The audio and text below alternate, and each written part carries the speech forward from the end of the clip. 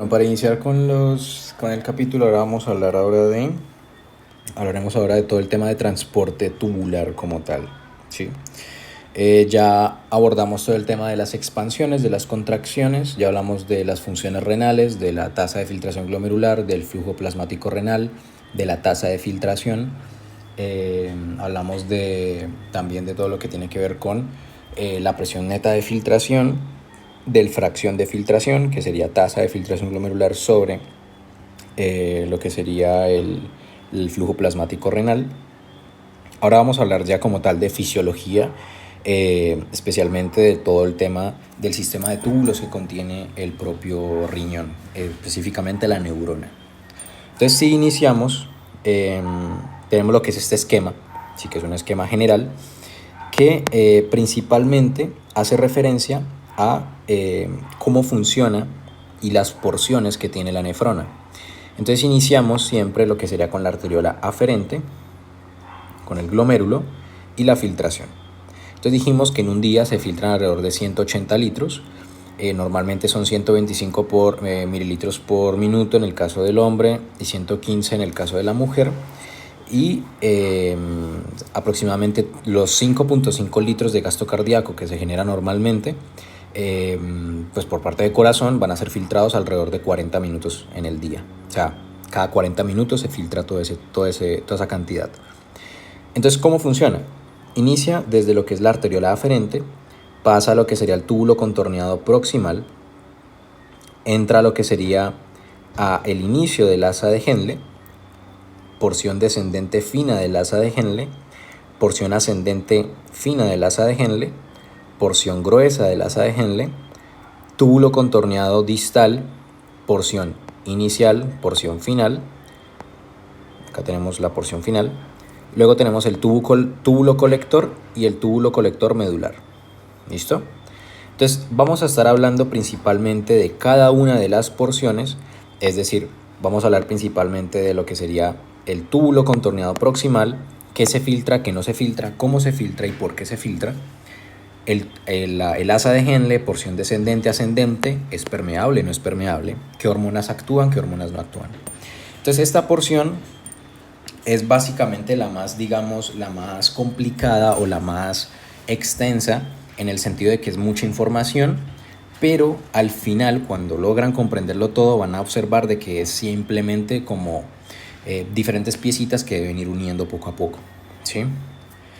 Entonces, iniciemos pues claramente con lo que sería básicamente lo simple, ¿listo? Entonces lo simple funciona de la siguiente manera. Tenemos lo que son tres tipos de transporte, ¿no? Bueno, dos tipos de transporte. Un transporte activo y un transporte pasivo, ¿sí? Cuando hablamos de un transporte activo y un transporte pasivo, estamos haciendo referencia al uso de específicamente ATP o el uso simplemente de las concentraciones, tanto el gradiente de concentración o un gradiente electroquímico. ¿Listo? Entonces, cuando hablamos de un transporte activo, sabemos que hay uno primario, uno secundario, y que el secundario puede ser sin porte, antiporte o pues como tal, ¿listo? Y la difusión pasiva o facilitada. ¿Esto por qué es importante? Es importante principalmente porque tenemos una molécula muy importante que se llama el sodio. ¿Sí? Nosotros somos seres que dependen del sodio y viven por el sodio y requieren del sodio para múltiples funciones, ¿sí? Entonces, por eso es importante el sodio. Ahora, ¿qué hace el sodio? El sodio puede tener una reabsorción o puede tener un transporte tanto pasivo como un transporte activo. ¿Listo? Este transporte activo y transporte pasivo también puede ser un transporte activo secundario, como puede ser un cotransporte o un cotransporte, ¿sí? Antiporte o sin porte respectivamente. Entonces vamos a ver cómo funciona el sodio, ¿sí? Específicamente en el túbulo contorneado proximal o en el túbulo proximal, ¿sí? Entonces recalquemos que entre lo que es el inicio del túbulo contorneado proximal y casi la finalización del asa de Henle, especialmente en esta porción que es el túbulo contorneado proximal, tenemos lo que es la reabsorción aproximadamente del 70% de lo que filtramos. Es decir, el 100% que entra al glomérulo, el 20% es el que se filtra. Y ese 20% pues corresponde a un 100%, ¿sí? Y el 70% de ese 20% va a ser reabsorbido en el túbulo contorneado proximal, ¿sí? Es decir, entra por acá, se filtra, cuando se filtra se reabsorbe de una. ¿Listo? 70% aproximadamente. ¿Qué se reabsorbe? Sodio, cloruro o cloro, pues también potasio, también bicarbonato, se secreta hidrogeniones y se reabsorbe agua también. ¿Listo? Y también otras sustancias importantes como aminoácidos, como pueden ser glucosa, como puede ser también diferentes tipos de ¿cómo se llama eso? De pues bicarbonato como tal. Entonces, las características que tiene el túbulo contorneado o el túbulo proximal, básicamente, son que el 70% aproximadamente se reabsorbe. Hay un transporte activo de sodio y esto es esencial porque si no hay transporte activo de sodio, no hay transporte de ningún otro tipo de molécula. Es decir, el sodio es el que manda y no tanto el que manda es el riñón, pero más allá del que manda es una pieza fundamental para todo el tema de la pues reabsorción como tal. ¿Listo? Entonces siempre recuerden que en el túbulo proximal tenemos lo que sería una reabsorción activa, un transporte activo por parte de sodio. Sí, eso es esencial. Luego tenemos lo que sería reabsorción pasiva de agua y otros solutos. Y esto es muy importante que está en rojo, que es isoosmótica. Cuando hablamos de que es isoosmótica, estamos haciendo referencia a que no tiene ningún tipo de, pues como tal, de lo que sería un cambio en la osmolaridad. Es decir, ¿se acuerdan que hablábamos de que en un tarrito partido a la mitad el agua se movía donde hay mayor osmolaridad? Pues el agua se mueve donde hay mayor osmolaridad, por ende la osmolaridad queda igual, ¿sí? Queda isoosmótica. Más adelante vamos a ver eso. Y por último, pues tenemos secreción de lo que sería pues bicarbonato, hidrogeniones, ácidos y bases orgánicas, ¿va? Entonces, importante saber, túbulo proximal. Entonces, el túbulo proximal, como estamos viendo en esta imagen, se divide en dos. En un túbulo contorneado proximal inicial y en un túbulo contorneado proximal final, ¿va? En el inicial es donde se reabsorbe la mayor cantidad de estructuras, o bueno, de moléculas. En el final es donde se reabsorbe muy poquitas moléculas porque ya la mayoría se reabsorbe en el inicial, ¿sí? Que es lo que tenemos en este punto de acá. En el túbulo contorneado proximal va, y mucho atento, mucho ojo acá, hay lo que es una reabsorción tanto de fosfatos, lactato, citrato, ¿sí? Pero más importante, una reabsorción de bicarbonato, una reabsorción de aminoácidos, una reabsorción de glucosa, que van a estar siempre mediados por un cotransporte gracias al sodio. ¿Listo? Al sodio. Y hago la distinción acá. Un transporte activo secundario siempre va a depender de manera indirecta del ATP. ¿Listo? Entra el sodio por gradiente de concentración y la glucosa entra en cotransporte con el sodio. ¿Listo? Ahora, ¿qué sucede? El sodio está entrando por gradiente de concentración. Pero ¿quién mantiene ese gradiente de concentración?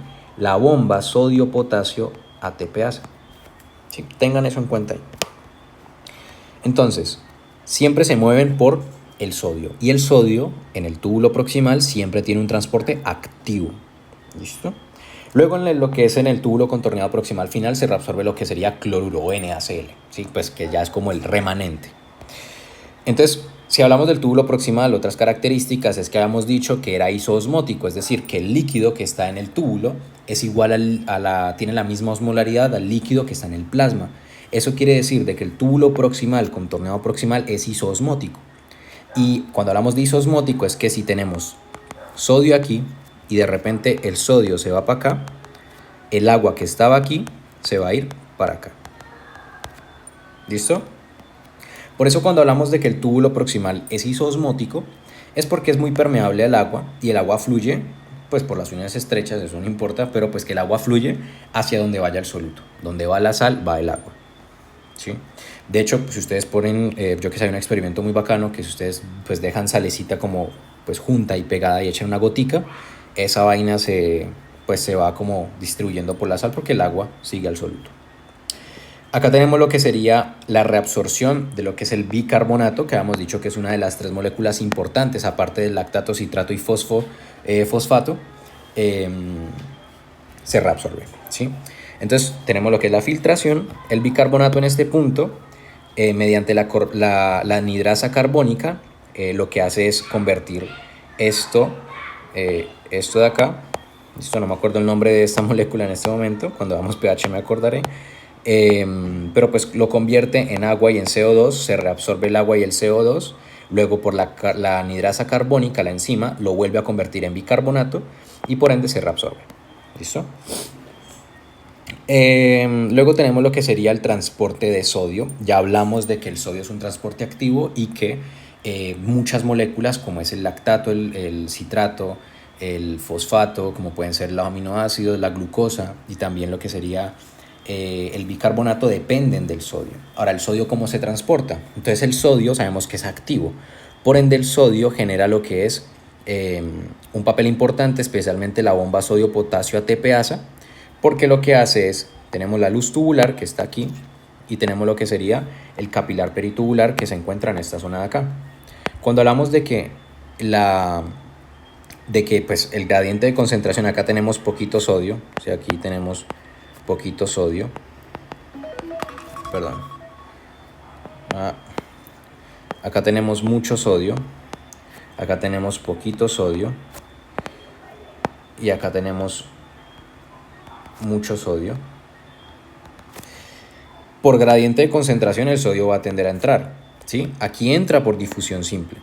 Ahora, la difusión simple puede ser más la glucosa, más los aminoácidos o más el propio bicarbonato, como ya vimos, ¿sí?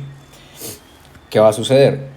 Esto que estamos viendo acá es lo que se encarga de mantener aquel equilibrio.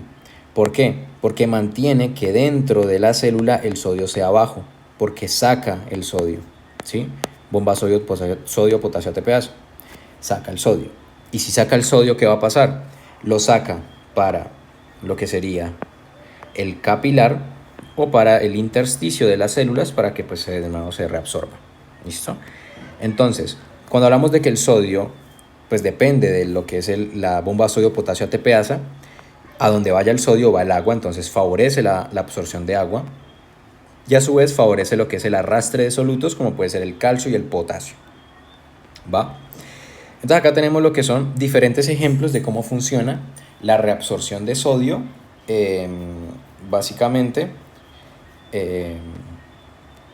pues sí, cómo funciona la reabsorción de sodio, no hay más. Entonces tenemos dos canales importantes, que son los que tenemos acá, que sería el canal ENaC, ¿sí? El canal ENaC y el otro canal que es el canal de Sodium Glucose Transporter, ¿listo? SGLT. Entonces cuando hablamos del ENaC, estamos hablando del Electric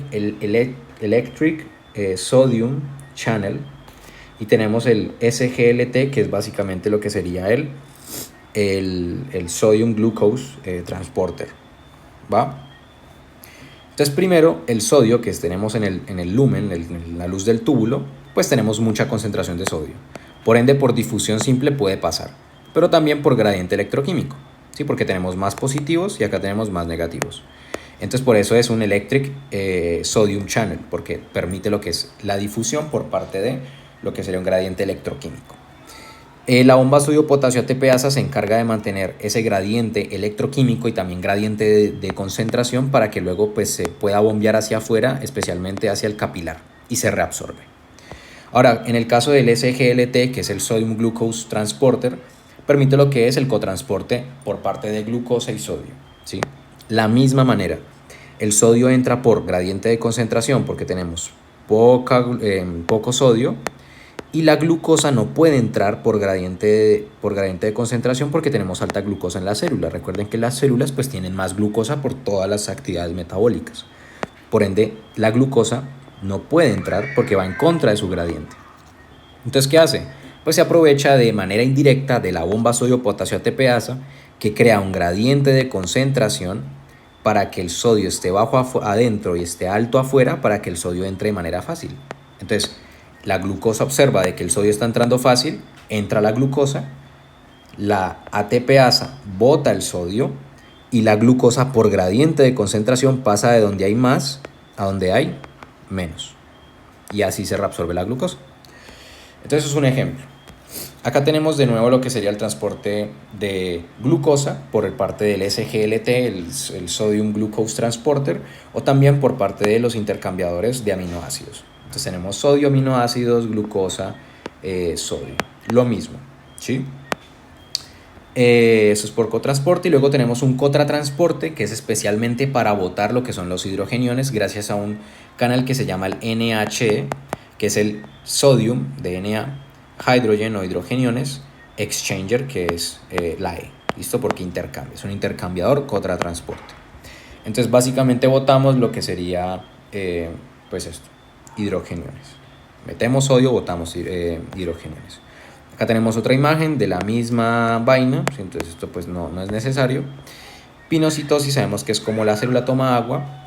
Y acá en este punto pues tenemos un ejemplo de cómo el sodio, especialmente la reabsorción del sodio activa, genera lo que es un efecto en cadena. Es decir, el sodio se reabsorbe, los aniones que son negativos van a sentirse atraídos por el positivo que hay acá, porque el sodio, recuerden que pasó acá, entonces van a sentirse atraídos, por ende, ¿qué pasa? Pues se movilizan hacia la parte interna, ¿listo? En este punto, como se movilizan a la parte interna, ¿qué va a suceder? El agua va a seguir donde están los solutos, entonces sigue donde está el sodio, entonces sale para acá. Y a su vez, pues los que son permeables permite lo que es la reabsorción, como es el calcio, la urea o como es el potasio, ¿sí? Entonces es importante comprender esta vaina.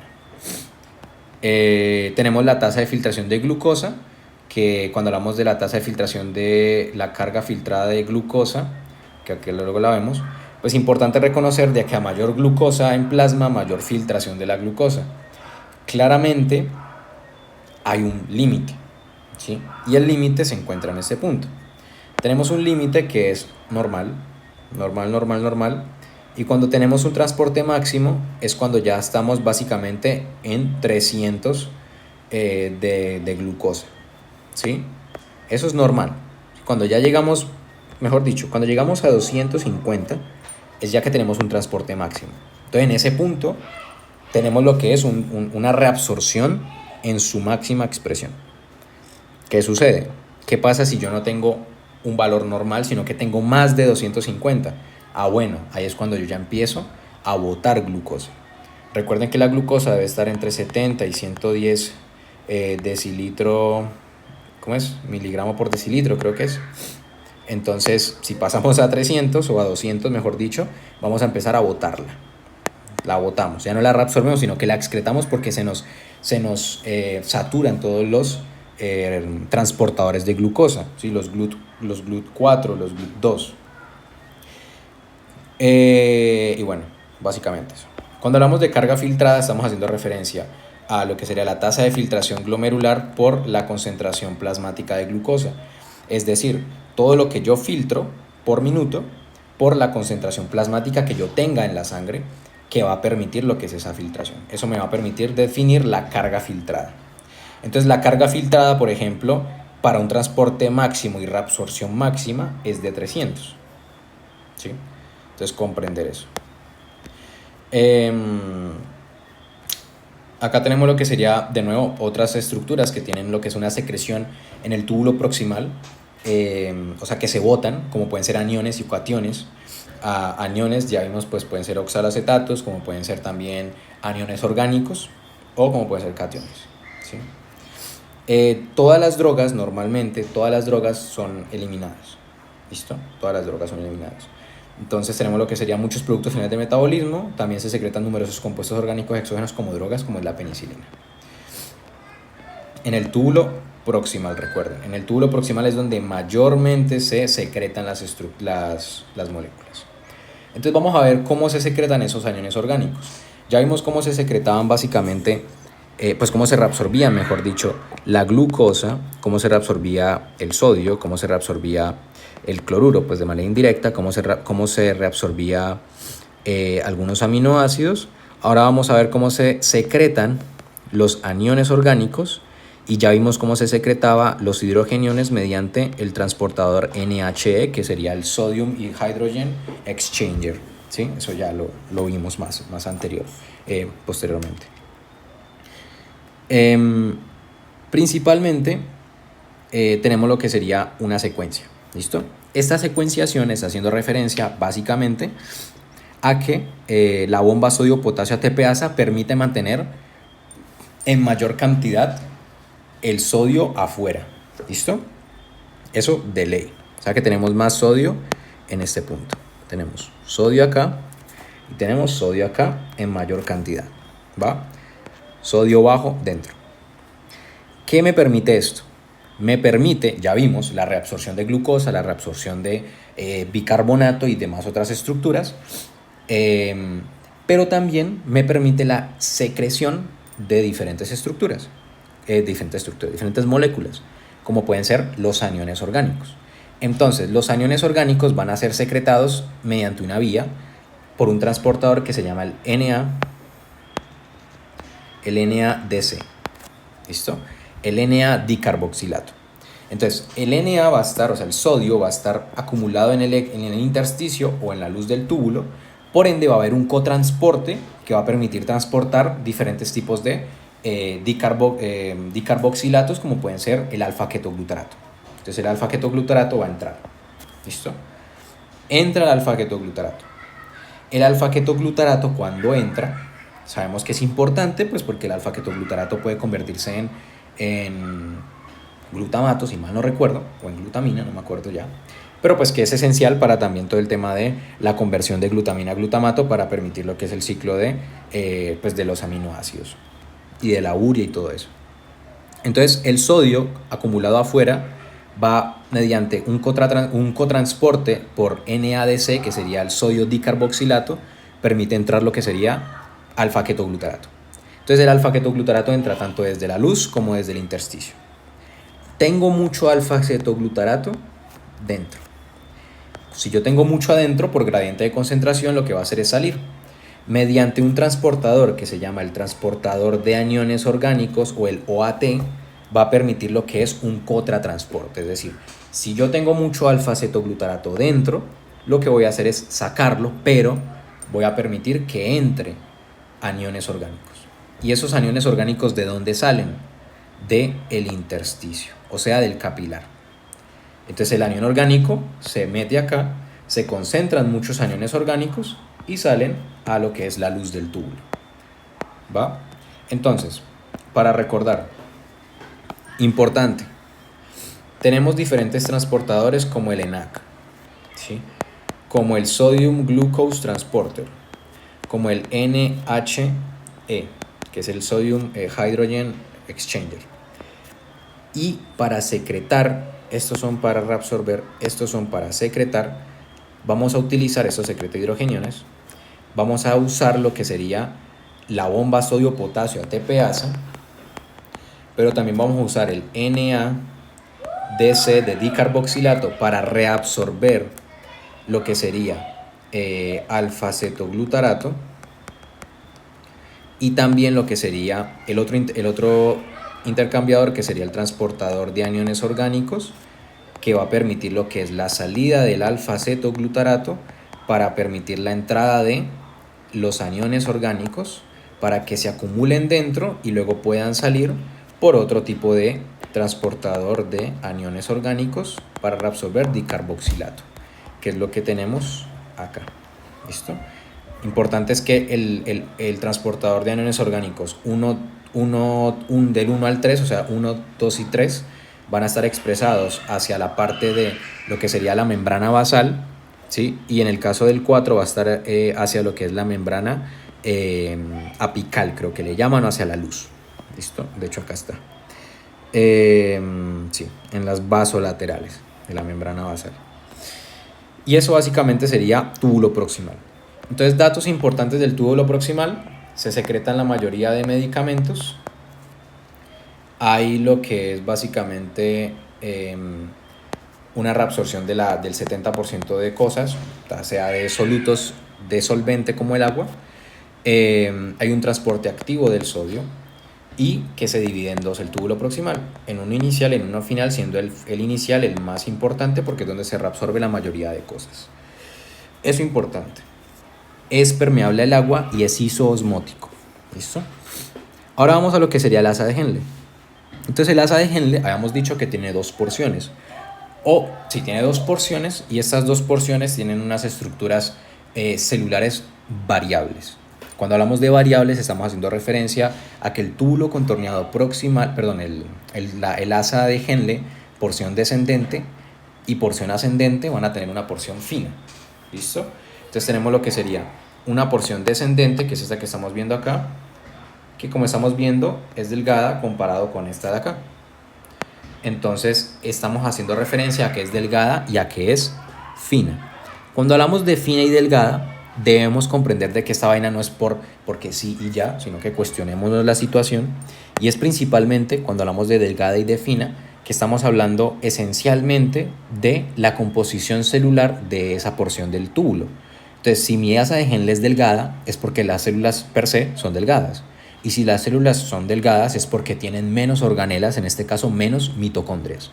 Habíamos dicho que en la porción del túbulo contorneado proximal, principalmente la porción inicial, tiene un transporte activo primario, especialmente del sodio.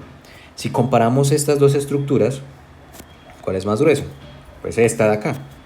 Por ende, el epitelio, si nosotros nos devolvemos, que tenemos en esta zona, las células que tenemos en el túbulo contorneado proximal, observamos que son células completamente grandes, parece una naranja, es un limón, ¿sí? Esto quiere decir de que tiene una actividad metabólica grande porque tiene unas mitocondrias grandes, muchas mitocondrias. Y si tenemos muchas mitocondrias, ¿hacen referencia a qué? Pues sencillo, a que tenemos una actividad de energía, un gasto energético alto. Por eso el transporte activo es alto. Y si mi asa de Henle, especialmente mi epitelio, es delgado, pues de por sí estoy diciendo de que no tengo tantas mitocondrias, por ende no tengo un transporte activo o no tengo una actividad metabólica tan demandante como si tuviese muchas mitocondrias. Por ende es una difusión simple. ¿Listo? Que recalcar eso porque pues así uno consolida mejor la situación. Uno dice, bueno, ¿por qué es delgada? ¿Por qué es gruesa? De por sí por la composición celular. ¿Listo? Importante comprender ahora que tenemos lo que sería en este momento lo que es la reabsorción de agua, ¿sí? Tenemos lo que sería una difusión simple de la mayoría de sustancias, pero esta reabsorción simple de la mayoría de sustancias van a ser mediadas, más allá de eso, se va a distinguir por ser permeable al agua, ¿sí? Entonces, para ser permeable al agua estamos hablando principalmente de que se va a reabsorber el agua, ¿sí? Entonces hemos dicho que el 70% aproximadamente de lo que sería el agua se va a reabsorber en el túbulo contorneado proximal, pero lo que sería el 30% restante se va a reabsorber en el recorrido que falta. Entonces, faltaba 30%, pues ahora le restamos un 20% porque ahora el 20% se está reabsorbiendo en esta porción de acá. Entonces ahora solo nos faltaría un 10% para que se complete ese 100% del agua para reabsorber. ¿Listo? Entonces en ese punto tenemos básicamente lo que sería el 20% del agua filtrada. Ahora, si hablamos de agua filtrada, estamos haciendo referencia a que esta vaina es permeable. ¿Listo?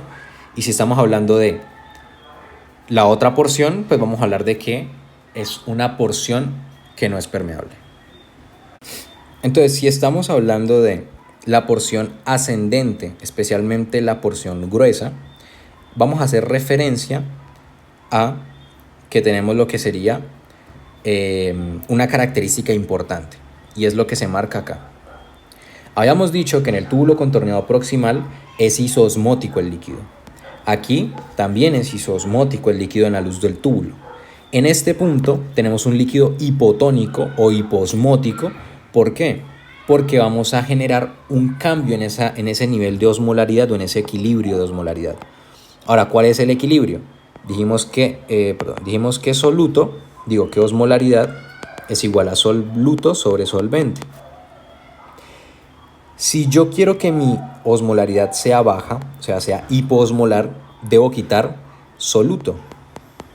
Por ende, mi solvente va a ser mayor y el número pues va a ser hiper mega pequeño. Se va a volver hiposmolar. En este caso, para yo quitar soluto, lo que realiza el riñón, especialmente la nefrona, es reabsorber la mayor cantidad de solutos posibles, especialmente sodio, cloro y potasio, aparte del bicarbonato, pero más sodio, cloro y potasio, lo va a reabsorber. Esto lo hace de manera activa, por eso la vaina de que sea gruesa, de que tenga muchas mitocondrias. Y muy importante, es impermeable al agua. Esto no es permeable, tengan eso muy en cuenta, no es permeable al agua. Entonces, eso es importante. Acá pues tenemos notas, básicamente pues lo que les he venido diciendo. Y acá tenemos lo que serían las células tubulares, especialmente lo que es el canal. Eso que estamos viendo acá que sería principalmente cómo ocurre la reabsorción. ¿Listo? Entonces principalmente tenemos esto de acá, que sería el canal NHE, que es Sodium Hydrogen Exchanger. Tenemos lo que sería el canal sodio 2-cloro potasio, que es el esencial para realizar la reabsorción de la luz hacia el intersticio y especialmente hacia los capilares peritubulares. En ese punto tenemos básicamente lo que sería la reabsorción. Esta reabsorción pues está ocurriendo básicamente por este canal, que es muy importante porque va a tener una acción hormonal, si mal no recuerdo, es por parte de la ADH. ¿Listo? Entonces es importante reconocer eso. Puntos importantes antes de pasar a lo que sería el túbulo distal, túbulo contorneado distal y el túbulo colector tanto medular como renal, cortical. Importante pues saber que el asa de Henle tiene dos porciones, una porción que es descendente fina, ascendente fina y esta es una porción, y la otra porción que es la porción ascendente gruesa. Cuando hablamos de la ascendente fina y ascendente gruesa, estas son impermeables a lo que sería el agua, ¿sí? Entonces no se la llevan con el agua. Por ende lo que hacen ellos es sacar soluto y dejar solvente, o sea el agua. Cuando dejan el agua acá, mediante el transportador sodio 2-cloro potasio, lo que están permitiendo es básicamente diluir esa orina. La porción descendente fina es mayoritariamente, como se ha dicho, es mayoritariamente pues permeable al agua de manera de difusión simple, ¿sí? Importante reconocer en este punto, que es bastante importante, el uso de medicamentos o de fármacos que pueden alterar este canal principalmente, ese que estamos viendo acá. Entonces, para que se altere este canal, normalmente, si el canal se encarga de diluir la orina, es decir, de que mi orina sea mucho más hiposmótica, ¿sí? Si yo quiero no reabsorber agua, ¿sí? Si yo no quiero reabsorber agua, sino que por el contrario, quiero eliminar agua, lo que va a suceder es que esto que estamos viendo acá va a ser modificado. ¿Listo? Me explico. Habíamos dicho que si yo tengo sodio aquí y lo mando para acá, el agua que estaba aquí se va para acá. En este momento dijimos que el túbulo contorneado, que el asa de Henle, especialmente esta porción gruesa, es impermeable al agua. Pero no hemos dicho si lo restante, es decir, si todo esto de acá sigue siendo impermeable, lo cual pues no es del todo cierto. Ya voy. Entonces, ¿qué? La porción impermeable, entró mi hermano. La porción impermeable, hemos dicho allá, que esto de acá, dijimos que esto es impermeable al agua. Listo, eso es impermeable al agua. Pero no hemos dicho que si esto es impermeable o no. Claramente no va a ser impermeable porque pues tenemos que reabsorber o no agua, ¿sí? Pero lo que yo estoy diciendo es que en este punto toda la orina se convierte hiposmótica, ¿sí? Hiposmótica. Es decir, tengo más sodio acá y solutos en general que acá. Por ende, en algún punto, cuando apenas esta vaina se vuelva permeable, el agua va a entrar. El agua va a entrar. ¿Por qué? Pues porque el agua va donde vaya el soluto. Por ende, si yo tengo mucho soluto en la parte de lo que sería el intersticio, el agua va a tender a entrar, ¿sí? Y si yo entro y si yo meto agua, ¿qué va a pasar? Voy a botar poquita agua en la orina, ¿sí? Entonces eso quiere decir de que yo reabsorbí mucha agua. Ahora, ¿qué pasa si yo tengo hipertensión? Si yo meto más agua, ¿qué va a pasar? Pues se me va a elevar más la tensión arterial y eso es malo. Entonces, ¿qué va a pasar? Lo que sucede en algunos medicamentos, por ejemplo, pues básicamente en la hormona antidiurética, es que la hormona antidiurética favorece la activación de este canal, ¿sí? ¿Para qué? Porque si yo no quiero botar líquidos antidiurético, pues yo necesito concentrar este intersticio de la mayor manera para reabsorber agua de la mayor manera para guardar líquidos. Pero si yo no quiero guardar líquidos, sino que lo que yo quiero realizar es botar líquidos, mediante medicamentos, especialmente lo que se hace es, pues tenemos lo que sería bloquear este canal. Por ende, si yo bloqueo ese canal y yo ya no reabsorbo tanto soluto, lo que va a suceder es que esto que estamos viendo acá ya no va a tener tanto sodio y en general otros solutos, sino que va a tener poquitos. ¿Sí? Va a tener poquitos en el líquido intersticial, pues sí, en lo que sería parte de la médula, si lo quieren llamar. ¿Por qué? Porque la mayoría se quedó acá. Y como se quedó acá, porque no hubo un transportador, porque el fármaco lo bloqueó, ¿qué va a pasar? Entonces el agua que está en este punto no se va a mover para ningún lado. ¿Por qué? Porque el soluto se queda con el agua, y si el soluto se queda con el agua, el soluto dice, va, yo estoy aquí, el solvente va a decir, va, yo me quedo acá también. Entonces, esta orina va a botar mucha agua, ¿sí? Entonces, espero se haya entendido esa parte, que es bastante importante, y principalmente eso, ¿sí? Entonces, cabe recalcar eso. Ahora pasamos a lo que sería el túbulo distal proximal y el túbulo distal, que ya es la porción que estamos viendo acá, que sería la porción ya final, que esto pues no tiene mucho complique, es bastante sencillo. Entonces iniciamos con el túbulo distal proximal. Estaremos hablando básicamente ya de lo que sería la nefrona distal o parte del sistema tubular distal de la nefrona. Esto se compone principalmente de lo que sería el túbulo distal proximal o túbulo contorneado distal proximal y lo que sería parte del túbulo contorneado distal, la porción pues. Y luego tenemos lo que sería el túbulo colector, que también se conoce como túbulo colector cortical o túbulo colector de por sí. Y por último el túbulo colector medular. ¿Listo? Entonces iniciamos con lo que sería el túbulo distal proximal, que principalmente, como estamos viendo en esta zona, es prácticamente igual a lo que sería el túbulo contorneado, perdón, el túbulo, lo que sería la porción gruesa ascendente del asa de Henle, en la cual se va a permitir la misma situación, o sea, no se va a reabsorber agua, se va a permitir la reabsorción de tanto de lo que sería sodio, cloruro, potasio, magnesio, y pues es muy común, ¿sí? No es muy relevante que digamos.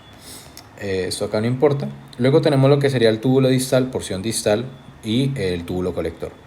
Esto es importante porque en este punto tenemos una distinción especialmente en la composición celular, es decir, tenemos una composición celular diferente. Tenemos estas células que estamos viendo acá, que son las células principales, y estas células de acá, que son las células intercaladas. ¿Listo?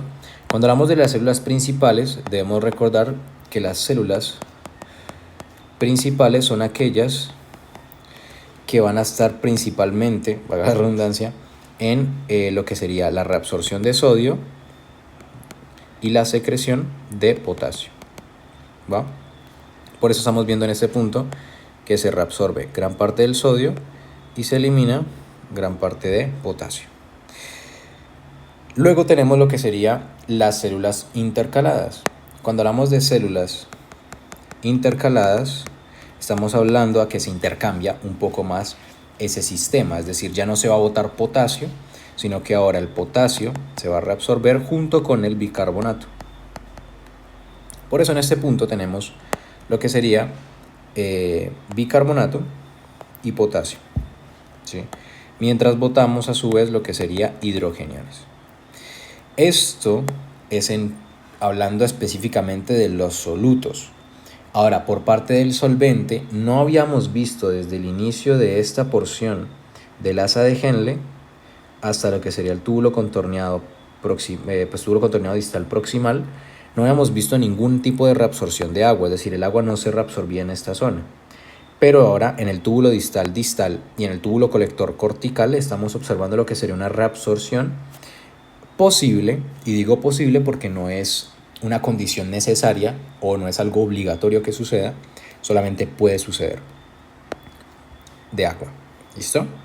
Esto es mediado por ADH, por eso la imagen de que hay una masa ADH ahí. Entonces ya tenemos acción de ADH en dos situaciones. Tenemos ADH en este punto, promoviendo lo que sería la activación de los canales sodio 2 cloruro 1 potasio, y en este punto por lo que sería la reabsorción de agua, si se desea. ¿Sí? Entonces, tenemos lo que serían las células principales, que son estas de acá. Dijimos que las células principales principalmente botan potasio y reabsorben sodio. ¿Listo? Entonces, si botamos potasio y reabsorbemos sodio, básicamente lo que estamos realizando es eso mismo, botando potasio y reabsorbiendo sodio. Acá tenemos unos diferentes tipos de fármacos inhibidores, que son principalmente lo que sería como puede ser la amilorodida o el triamtereno, o lo que sería la antagonistas de la aldosterona, como es la espironolactona. ¿Listo? ¿Qué pasa? Habíamos dicho que la ADH actuaba en el canal, en la porción gruesa del asa de Henle, ¿sí? Especialmente en el canal que se conocía como canal sodio 2-cloro potasio, actuado por ADH. Cuando hablamos no de ADH, sino que hablamos ahora de lo que sería específicamente lo que serían las células principales, son las que van a estar alteradas por parte de la aldosterona.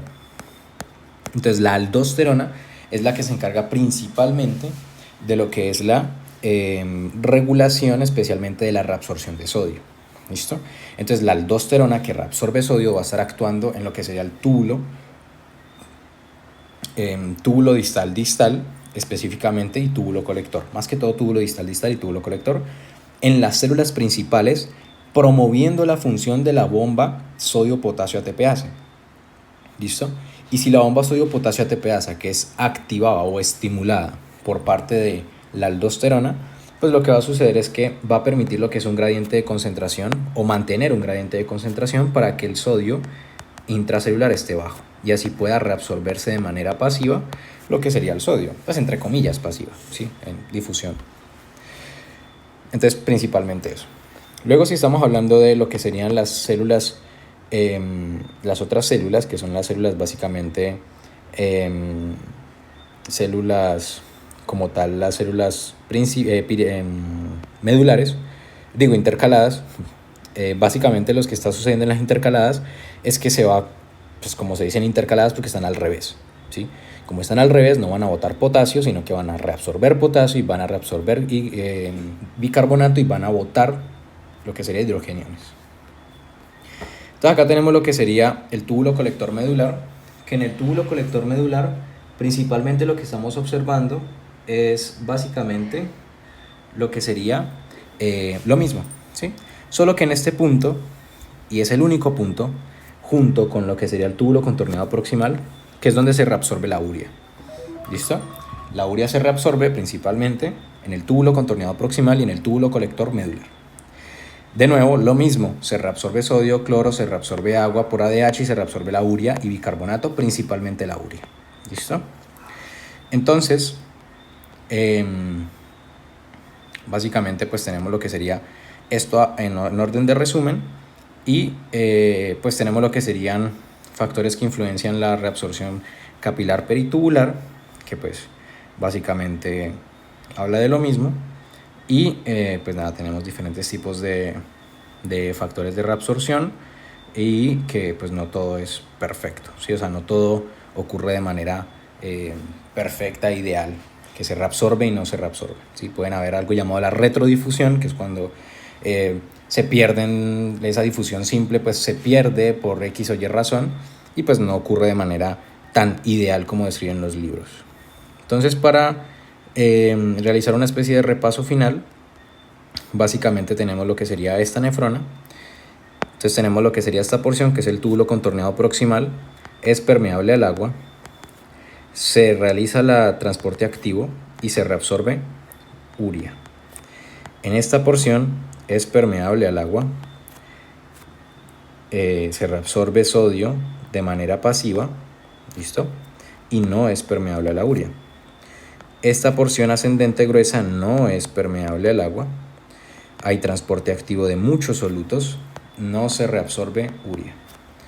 En esta porción de acá es parecida a esta, solamente que en esta porción pues no hay mucho como tal. ¿Listo? De hecho acá tenemos que,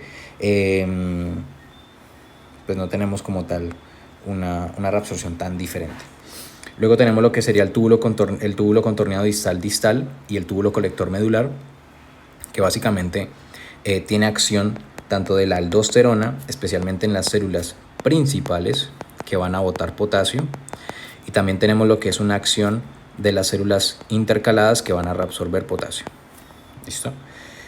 También tenemos acción de lo que sería la ADH, especialmente en el túbulo distal y en el túbulo colector, como estamos viendo acá, túbulo colector medular, túbulo colector y distal. ¿Listo? Y especialmente en esta porción, que es el túbulo colector medular, ocurre lo que es la reabsorción de urea, que lo estamos viendo acá. Reabsorción de urea, reabsorción de bicarbonato de área dependiendo de ADH y también dependiendo de sodio por aldosterona.